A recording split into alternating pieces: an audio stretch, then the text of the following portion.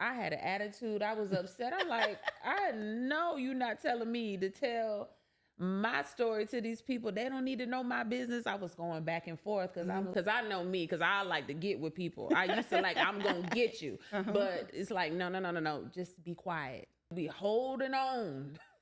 Holding on. Like, what you holding on to? Holding on to this raggedy man. Holding on to the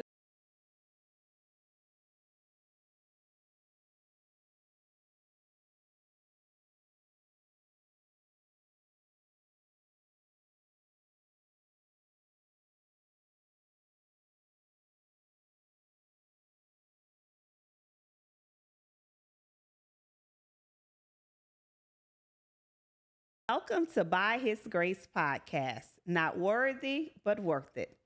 I am Tanshell Ward, and I would like to welcome you to the podcast.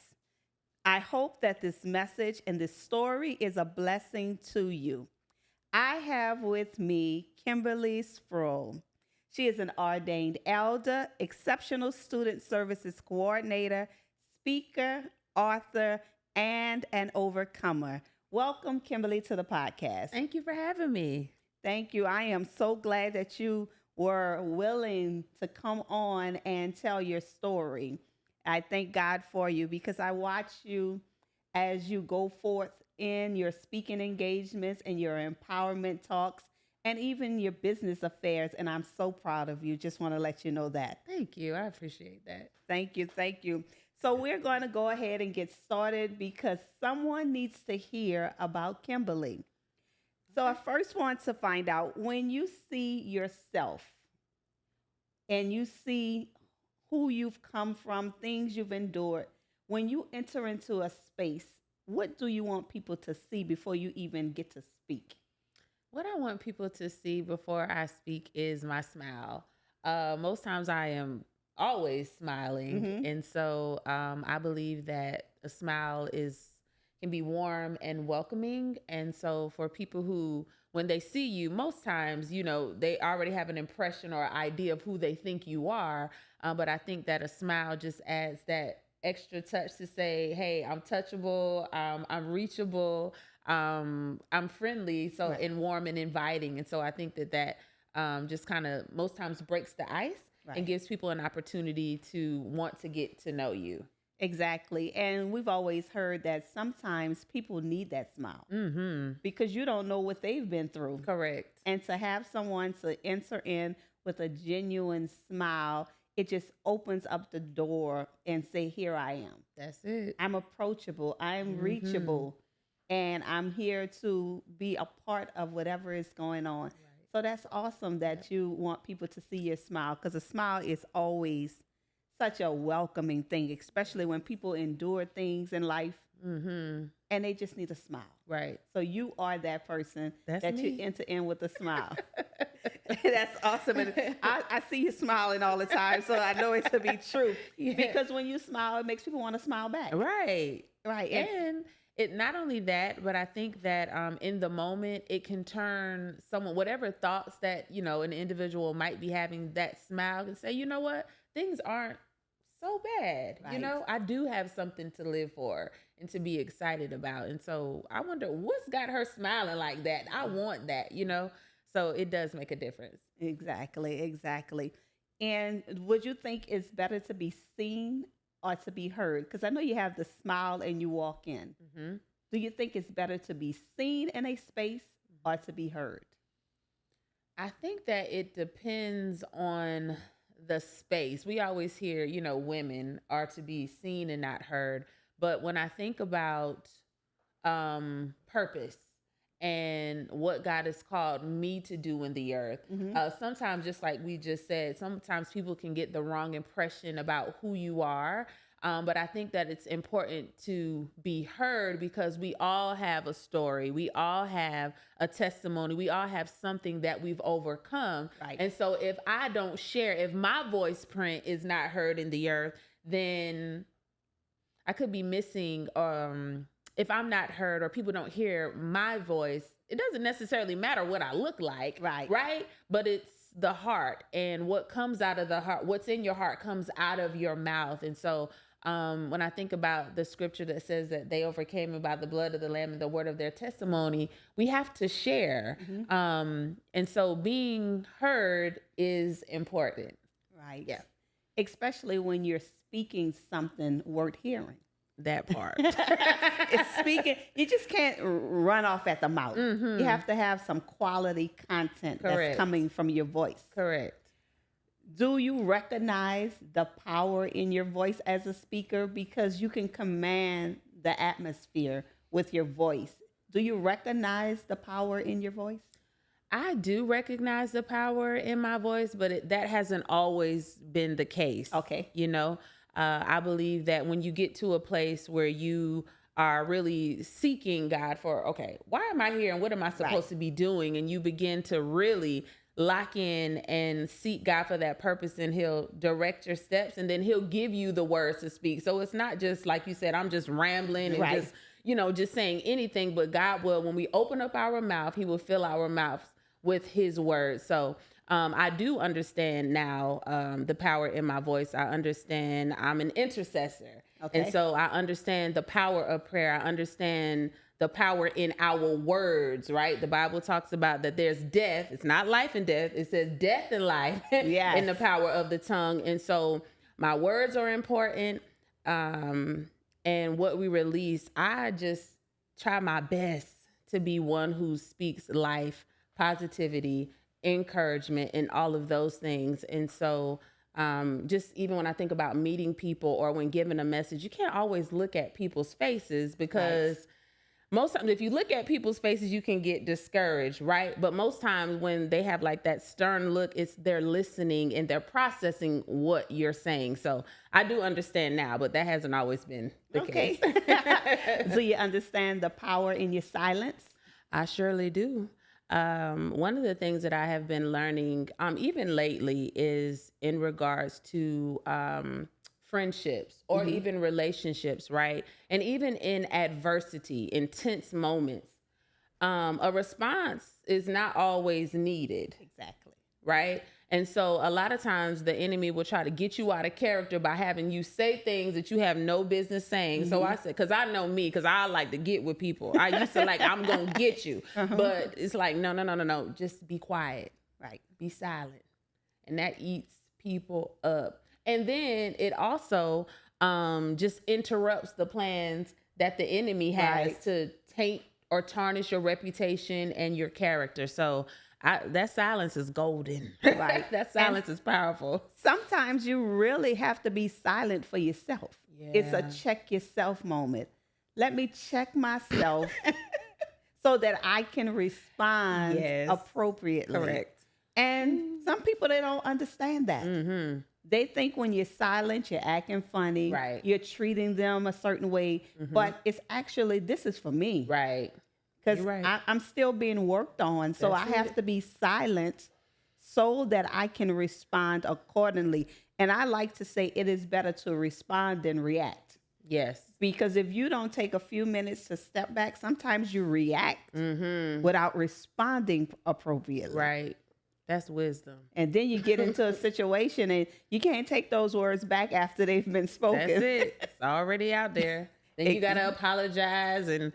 Yeah. It's too much. You added extra layers. Exactly. Because you didn't give me that moment to sit in silence. Right.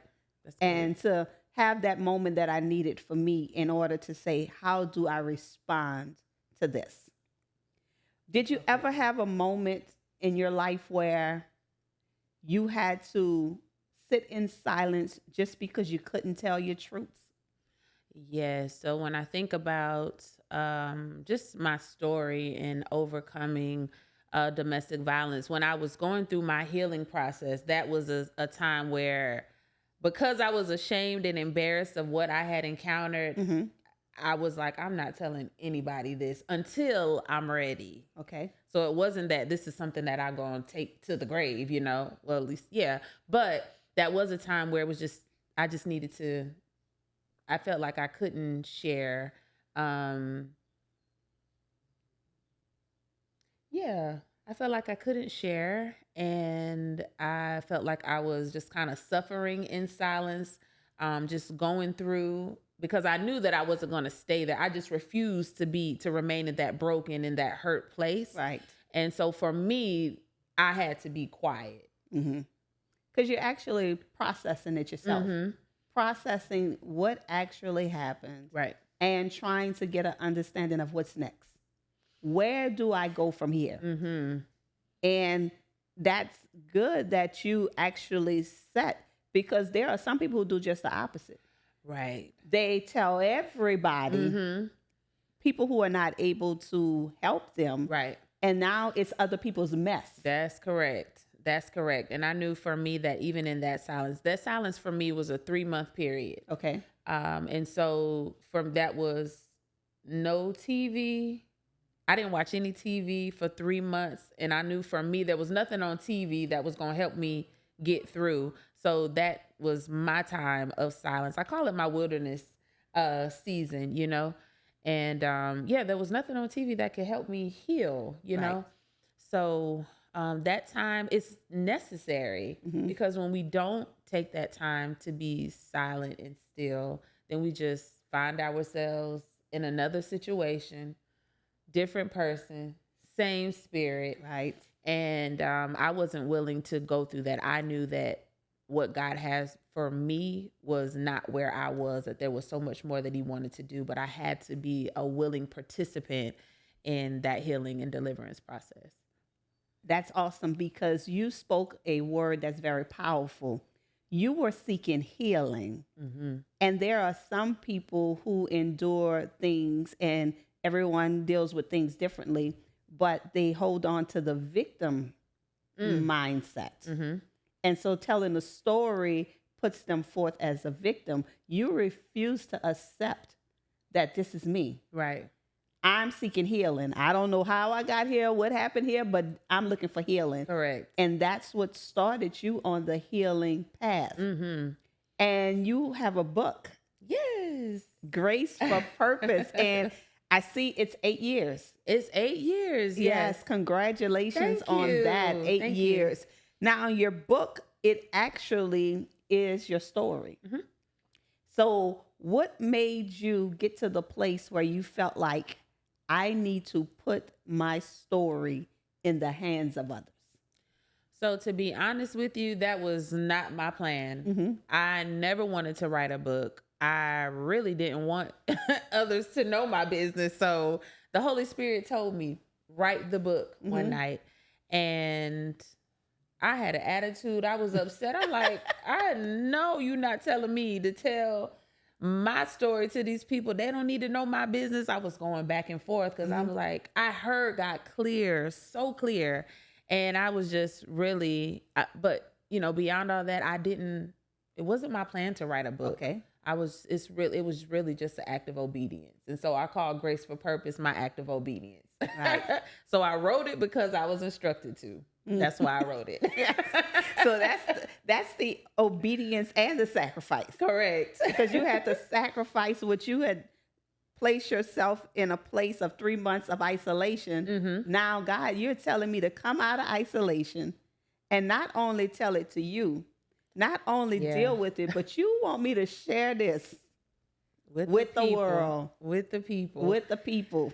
And when I think about the challenging part about that is because I was instructed to write my story, I'm like, oh my goodness, now, because I'm a leader, you know, in my church. So I'm like, okay, now I got to tell these people I've been living a double life.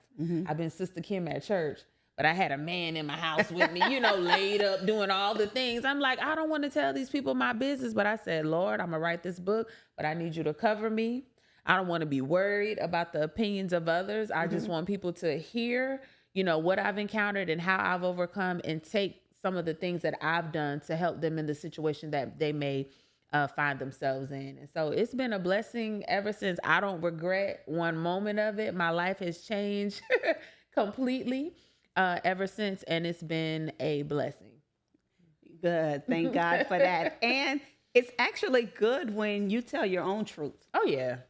And the way that you told it in your book, in your story, then they can do whatever they want to do with it because you're on the road to healing. Right. And God is working through you to be a blessing to others. So people can see there's another person in ministry Yeah. that's dealing with it and ashamed yeah. to come forward. Oh yeah, definitely.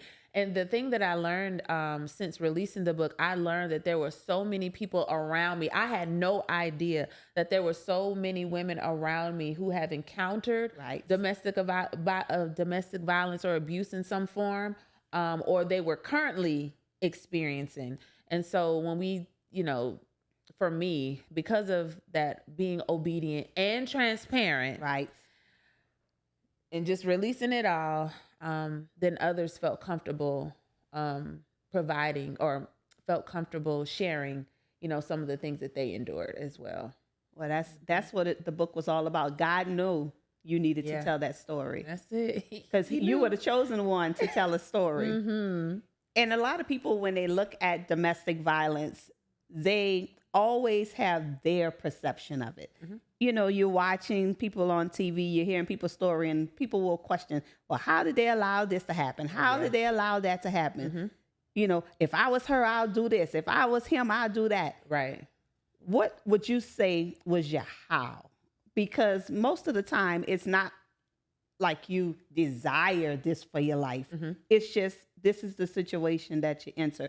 If you wanted to put a how to it, what would you say was the how did you enter into this situation? Not so much the violence part, Yeah. because you can't control that. Right. The relationship. Yeah. What brought you there?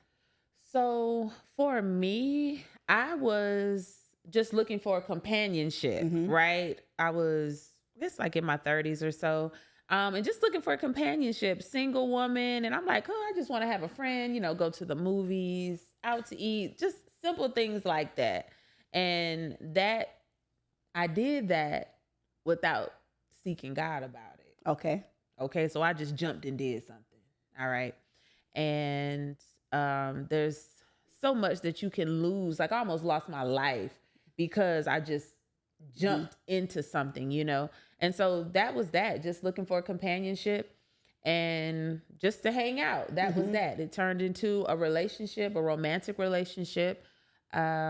And from there, we broke up for some time and then we got back together. So just to kind of not give too many details, Right. but that's how I got there because Okay. I jumped in and made something happen. hmm So at that time, it was filling a void that you Yes. had in companionship void. Correct. Was it how most people say, I'm looking for someone tall, dark, and handsome. Did this person fit what you thought you wanted in a mate?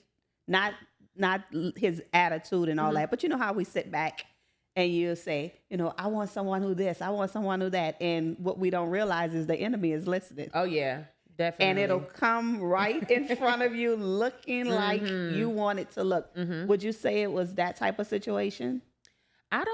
I wouldn't say that it was, okay, I require this, and this. I don't think that was it. I just think it was just an attraction there. Okay. He just happened to be, somewhat tall, dark skin, bald. He's a handsome guy. Okay. But it wasn't that, you meet my requirements as far Right. as that's concerned. Yeah. Did you have requirements before you met him and you just laid them down? I just want to be able to let women know Yeah. that when we have a standard, and although I can't speak to how a relationship will go, but if you've spoken to God and you have a standard, don't deviate from it. Correct. Correct. Please don't deviate. So for me, definitely had to be a believer, Right. in Jesus Christ. Mm-hmm. Okay. So that was, the main requirement. But when I think about it being that young, I don't know that I had a strong standard, Right. And so just based off of our time, and this is a good question. I don't think I've been asked this question before, but when I think about, the times that we were in communication, he was, he was caring, he was, all the things. But then over time, I realized that he had been lying about some things too. So I didn't know the full truth of who he was until I was already in it, Right. And so I think even then, just being wise, even at a young age, was taking your time. First of all, seeking God about Right. this thing, because I believe I wouldn't have experienced what I did. But nothing goes to waste with God, you know? And so I just learned some things, but just as I was saying, just taking time to have conversations, having standards. What Right. are your standards? Right. And I can't say that I had a list of standards at that time. Do you have them now? I do now. Oh, see, and that's key. And I do now. someone needs to hear that as ladies, we need to sit down and come up with some standards for our life. We have Yeah. to stand for something. Definitely. If not, you'll fall for anything. Yeah. And as you go through life, you have to actually know what you want for yourself Mm-hmm. and seek God, pray, Correct. get in His Word, but you have to know who you are 1st. Mm-hmm. I'm glad you said it. You took the words out of my mouth, because I'm like, when you don't know who you are, you don't know what you deserve. Exactly. You don't know what you want. And I think a lot of times what we see today is we see, and it goes both ways, men and women. Sometimes we're waiting for someone to come into our life and to complete us, Right. not realizing that we're already supposed to be complete in God. Exactly. But when you don't know who you are, you don't know your purpose, you don't know what you stand for, just like you said, you'll fall for anything. And a lot comes with that fall. Right. And so for me, it was almost losing my life, which is, you know, a traumatic thing. It's scary to think about it, but we can't be so just wrapped up in our own agenda, in our own will, that we don't see God. Right. Well, that's good. I am so glad that you are an overcomer. And you're walking in the power of that. So now you can be a testament and a testimony. Absolutely. I can tell my story and I can let others see what an overcomer looks like. That's it. Now that you are in the educational system, do you see some behaviors in some of these students that you encounter that make you question their life choices? You're looking at some behaviors and you're saying, someone needs to wrap their arms around this young lady and let her see her value, let her see her worth. Someone needs to wrap their arms around this little boy and let him know you need to get this anger under subjection. Do you see that with the kids? I see it every day. The way that a lot of the behaviors that our students exhibit are a reflection of what's happening in the home or Right. lack thereof, right? So the language that they use, we know that social media is a big thing. The music that they listen to is like, it literally, when parents don't have a good grip and they're not training them up, yes, they have their own will and they'll make their own decisions, but that foundation, from what I see, is lacking. And so when we think about just respect for themselves and others, lacking, these students will cuss you out and won't think twice. Right. There is no regard for elders or, you know, for adults. They talk how they want. But a lot of also what I see is it's just like a lack of love, right? And so again, these behaviors, they're crying out for help, and they need just a little extra love. So being able to identify those behaviors, a lack of self-love is important. When I think about our young girls, just, you see our natural hair are not embracive of their natural hair, right? And so I believe, again, that goes to the environment that they're in. And so not being told that you're beautiful, you're hearing from these songs and these movies and all of these things, their definition of beautiful, but how much more powerful it is for a young lady or a young man to hear that you're handsome, that you're beautiful, that you're important, that you're brilliant, and how to carry yourself. So I see it all the time. And I just have a heart, you know, for our youth. I have duty, bus duty in the morning. So as soon as they come in, they're one of the first individuals. I'm one of the first persons that they see. And so it's always a good morning. How you doing? Did you rest last night? You know, really just doing a quick check-in. And so I know that something is wrong without them telling me anything, because I observe and pay attention. So I see these behaviors every day, and it's heartbreaking. These kids don't ask to be here. Right. They don't ask to be here. And some are just in survival mode. And so they're just doing what they see. Right. And usually that is what sparks any type of violence, not just domestic, where the aggressor is pushing their ills and their downtrodden ways onto the other. Do you think that domestic violence is more about the abuser or the victim? Who do you think it's more about? Because a lot of times it's the person just acting out.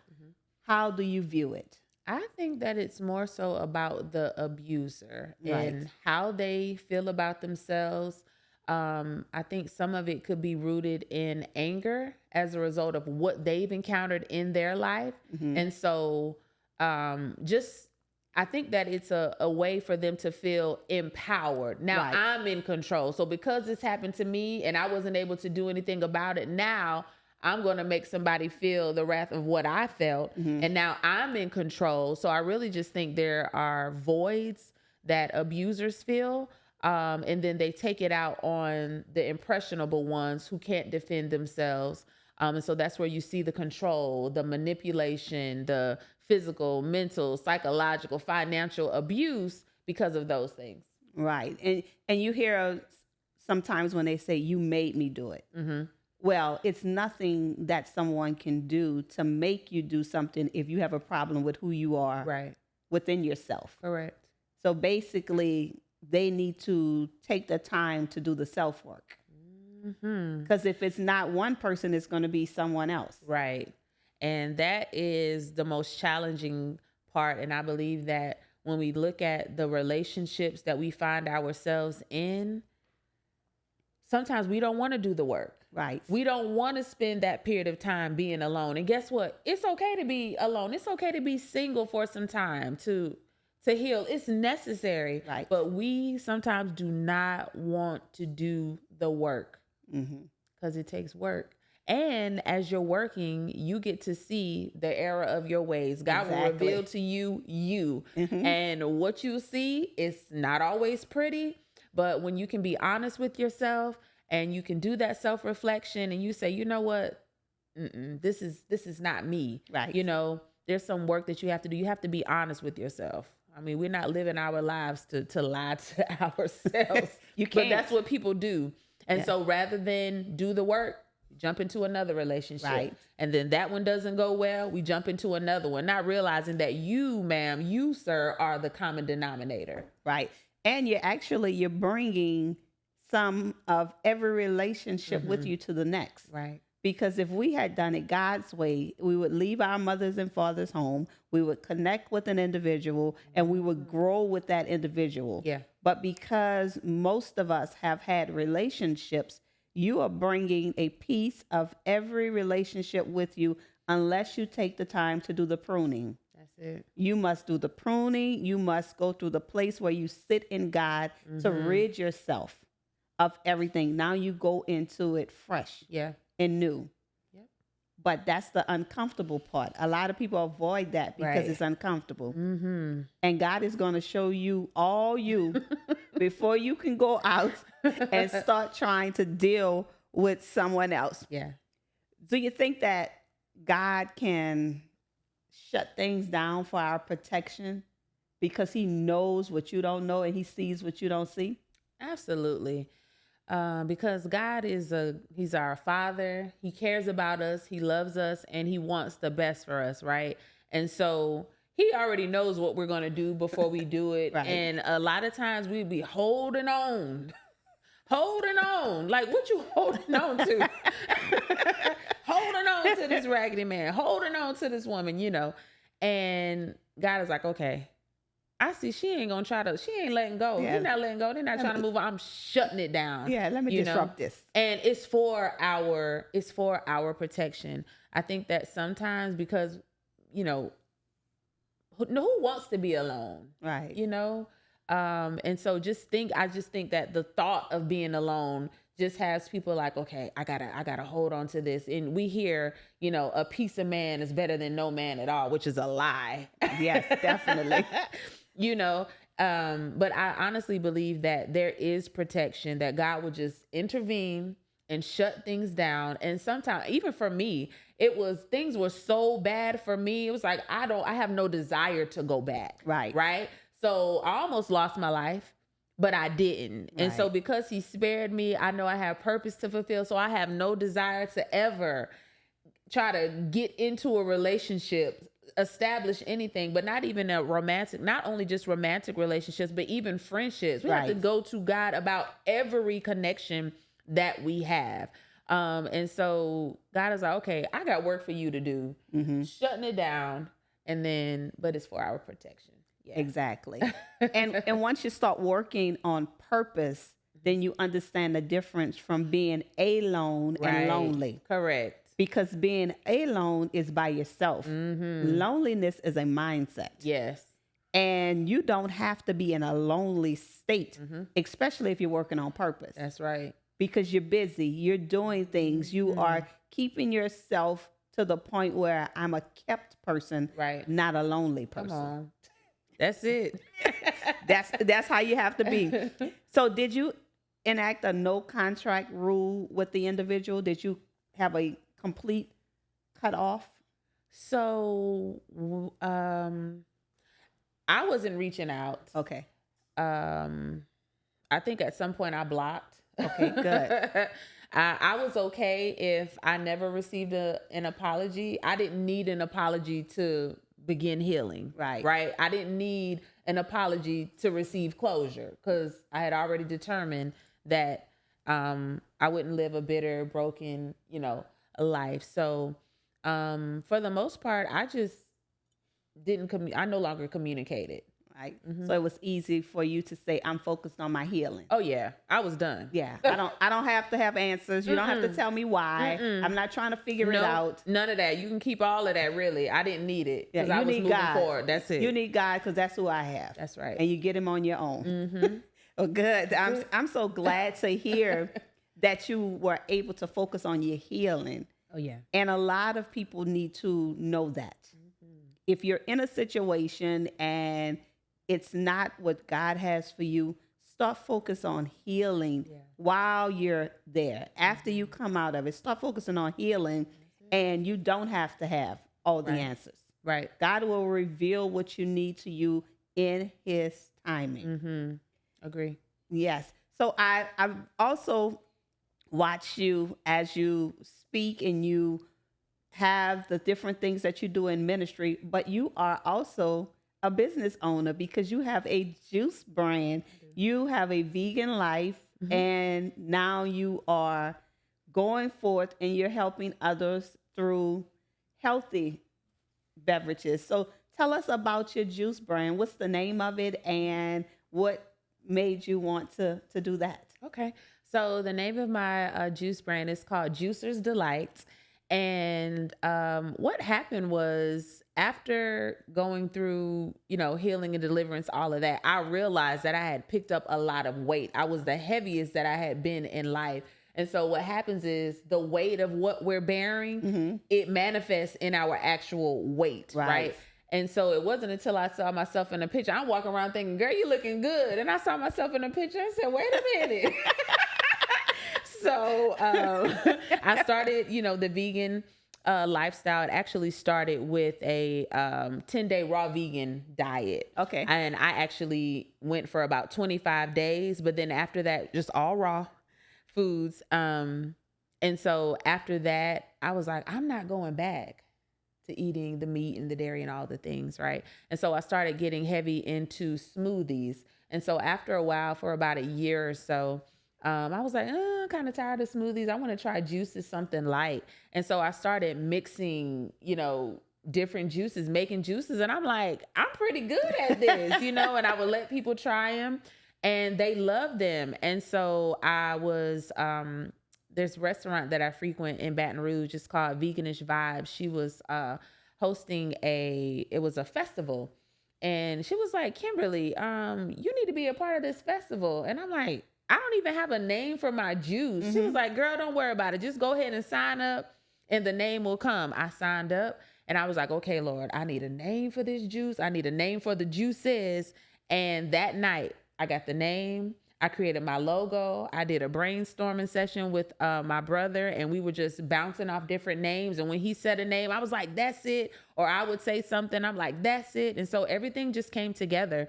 And so what I love about it is a lot of times, many think that you drink juice or that it's like nasty. It's not flavorful, it's not delicious, but it really is. And so just taking in all of these vitamins and minerals, it's good for us. Right. And so it's good for fasting. It's good for intermittent fasting.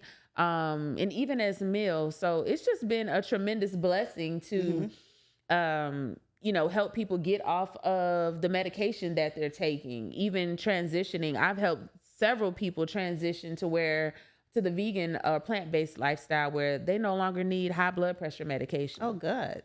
So it's been a blessing. And I would have never thought, if you would have told me I would give up cheese, I'm like, no way, because cheese was a weakness for me. But it's been a blessing to aid people in that way. So not only helping people get healthy and healed and, like spiritually, but then also physically. So okay, good. That's Juicer's Delight. I see you share recipes. What's the way that they can find you if they want to tune in to see the different recipes that you offer? So on Facebook, they can find me at Vegan Cooking with Kimberly. It's been a minute since I've been up there, but there are some good recipes and videos. I would go live on Sundays at 2 p.m. Central Standard Time and just do like cooking demonstrations. And the purpose was to make very simple, very easy to make, yet and delicious meals, right? And so I believe I was pretty successful with that, but definitely on Facebook, Vegan Cooking with Kimberly. Okay, so the content is still there. It's still there. Okay, well, great. Still they there. can go and view recipes and things that you have going on, videos. Yep. Well, that's awesome that you were able to share your vegan and your plant-based diets with others so that they too can begin to work on the physical body, because we're not all spirit. Right. We have to understand that we have a physical temple that we need to take care of also. Correct. Well, that's good. I'm so glad that you were able to not only heal from everything that you've endured, now you are offering healing through your juices. Right. Which comes with the open mind as well. Even, transitioning to the plant-based lifestyle truly comes with an open mind. And what I tell people is that you can still have the same meal, eat the same meals that you love, that spaghetti that you love, that mac and cheese that you love, those things that you love, you can still have that meal. You just switch out some of the ingredients. So instead of using your whole milk, you can use almond milk. So lots of different options for meat and substitutes. So yeah. Okay, good. Good. That's great, because a lot of people need to hear that, especially those who don't know where to begin. And it looks so taboo to just say, I'm giving up all of it, but you're actually teaching him how to transition. How to kind of wean yourself off of some things. Because I went cold turkey. I did. I was extreme. But for others, it could just be starting with incorporating more fruits and more vegetables, and then looking at the meals that you like and see what healthier ingredient or option can replace what you currently have. Okay, well, great. It has been so good to hear your story and to share how you are healed. Thank you. Totally healed. Yes, ma'am. In so many ways. And you are such a strong prayer warrior and intercessor for other people.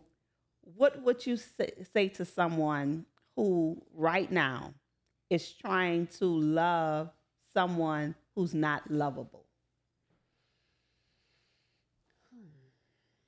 I would say focus on loving yourself. That same energy that you're trying to pour into this person who is unlovable, pour it into yourself and make yourself priority. Because people will take as long and as long as you allow them to. So I would say just shift your perspective Yes. and focus on yourself. Well, good. That is awesome. Well, I thank you for being my very special guest. I thank you for being on the podcast and willing to tell your story. I want to leave a final word with you. I would say to you, make sure that you put your focus on God, and you want to focus more on healing than trying to get answers. You don't deserve it. You are worth it, and God says that you're worth it. But you have to know that you deserve it. Focus on who you are. Focus on self-love, and watch God do what God has purposed to do in your life. You too can be an overcomer, like my sister Kimberly. I thank God for you. Follow me on By His Grace podcast. Not worthy, but worth it. I am Tanshelle Ward, and I invite you to subscribe to my YouTube channel. Thank you, and you be blessed. Bye-bye.